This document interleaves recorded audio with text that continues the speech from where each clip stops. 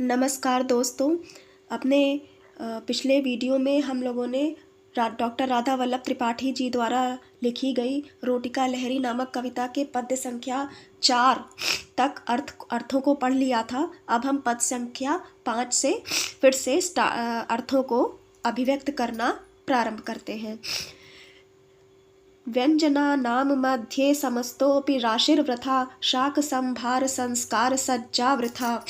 स्थालिका मध्यगा no भवेत् रोटिका, जीवनम केवलम स्याद् व्यथायाः कथाः। जैसा कि पहले ही हम लोग समझ चुके हैं कि प्रस्तुत पद्य में, प्रस्तुत कविता में रोटी रूपी देवता की वंदना की गई है। रोटी के स्वरूप को बताया गया है, साथ ही इसके महत्व को, इसकी उपादेयता को, कितनी महती आवश्यकता है ये जीवन की, जिसको हम कहें बेसिक नीड है हमारी, उस रोटी के महत्व को यहाँ पर प्रतिपादित किया गया है। तो इस पद्य में कवि कह रहे हैं कि व्यंजनानाम समस्तोऽपि राशिर्वृथा। थाली में व्यंजनों का राशि हो, माने समुदाय हो, समस्तोऽपि समस्त संसार हो, माने नाना प्रकार के व्यंजन हो, व्यंजनों की अथाह राशि हो, व्यंजनों की अनेक प्रकार की राशियाँ हो। शाक संभार संस्कार सज्जा, और शाक हो माने सब्जियां हो नाना प्रकार की, नाना प्रकार के शाक हो, संस्कार की हुई माने नाना प्रकार से स्वाद तैयार किए गए स्वादिष्ट पकवान हो थाली में। और यदि रोटी ना हो तो क्या है, राशिर वृथा, इधर कह रहे हैं संस्कार सज्जा वृथा। तो वो नाना प्रकार के व्यंजन का होना व्यर्थ है, नाना प्रकार से स्वादिष्ट जो शाक है उनका जो समूह है वो व्यर्थ है। स्थालिका, नीचे बता रहे हैं कि अगर थाली में रोटी ना हो तो स्थालिका मध्यगा नो भवेद रोटिका।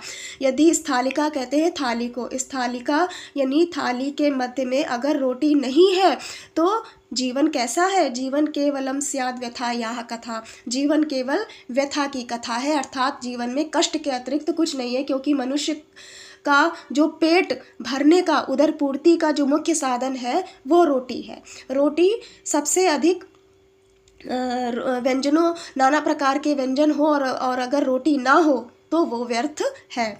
आगे कह रहे हैं फुल्लिता तावदास्ते जगत वाटिका, कि जो जगत रूपी वाटिका है, संसार रूपी वाटिका है, यह तभी पुष्पित और पल्लवित होती है।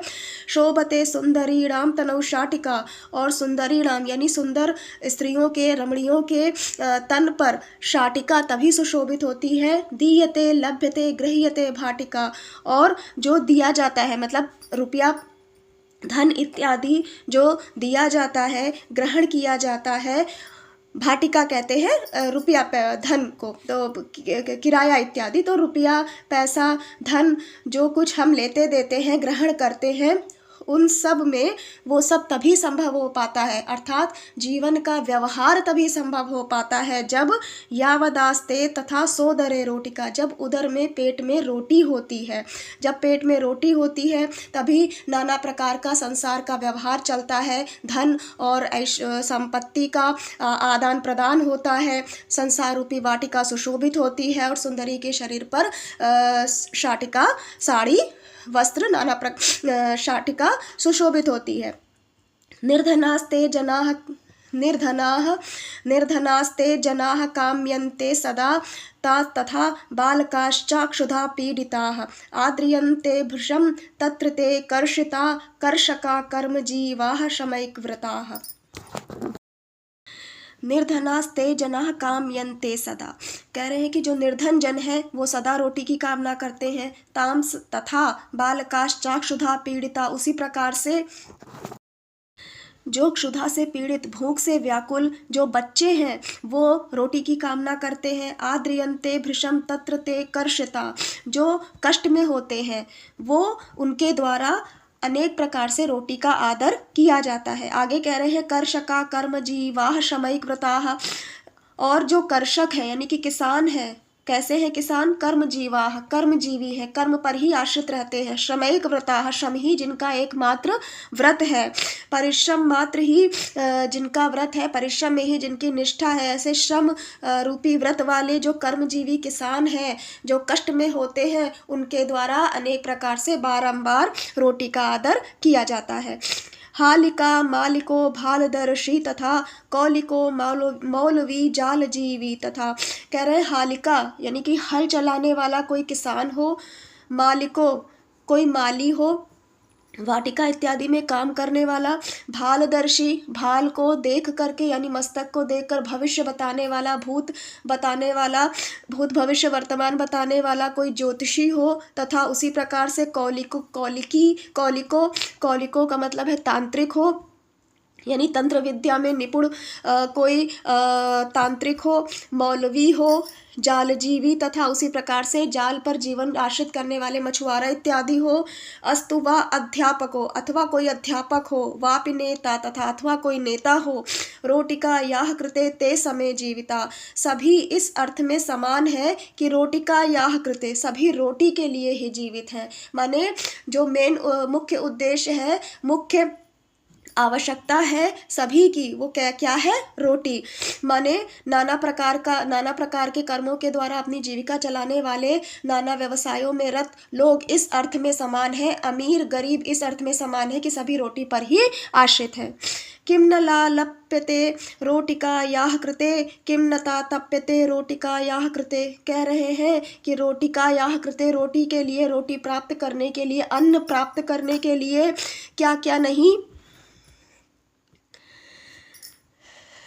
क्या नहीं बोलना पड़ता है। किम न तातप्यते रोटिका याह कृते, और रोटी के लिए ही क्या क्या नहीं सहन करना पड़ता है, कष्ट सहने पड़ते हैं। किम न सा सह्यते किम न मोह मुह्यते, क्या क्या नहीं अनुभव करना पड़ता है, पीड़ाएं झेलनी पड़ती हैं। किम न मोह मुह्यते, और किस किस मोह में नहीं पड़ना पड़ता। किम न शो श्रूयते किम न भो भूयते, क्या क्या नहीं सुनना पड़ता है और क्या क्या नहीं अनुभव करना पड़ता है। अर्थात एक मनुष्य जो रोटी पर आश्रित है, संसार मात्र पूरा संसार रोटी पर आश्रित है, उसमें भी रोटी के लिए लोग संघर्ष कर रहे हैं। रोटी के लिए मनुष्य को कितना परिश्रम करना पड़ रहा है। अर्जते रोटिका, लेकिन फिर भी विडंबना इसमें बता रहे हैं कि विडंबना क्या है। अर्जते रोटिका केनचित स्वयं समय, किसी के द्वारा तो पसीना बहा करके, मेहनत करके, लगातार अपना पसीना बहा करके रोटी को प्राप्त किया जाता है। स्वेद धारांचितई, स्वेद धारा से बढ़े हुए, और मतलब जो इतनी मेहनत कर रहा है कि पसीने की धाराओं से, और उच्च वसत बाहु भी, और ऊपर उठाई हुई बाहुओं के द्वारा। माने जो श्रमिक इत्यादि हैं, जो किसान इत्यादि हैं, जो शारीरिक परिश्रम करके, अथक परिश्रम करके, अपने पसीने को बहा करके अथक परिश्रम से रोटी को प्राप्त करते हैं, कहीं तो वो किस बेचारे गरीब श्रमिक और किसान इत्यादि हैं, और कहीं खाद्यते निःश्रमं तुंदिल श्रेष्ठ भी गौरगलीनम हेपयद्भि कुलांगार कही। और दूसरी तरफ कौन लोग हैं? जो तुंदिल श्रेष्ठ भी, तुंदिल का मतलब है मोटी, जिनका पेट निकला हुआ है, अर्थात जो मोटी तोंद वाले, जो श्रेष्ठ भी यानी सेठों के द्वारा बिना निःश्रमम बिना किसी परिश्रम के खाद्यते रोटी खाई जाती है। गौरगलीन कहेंगे मोटे बैल को।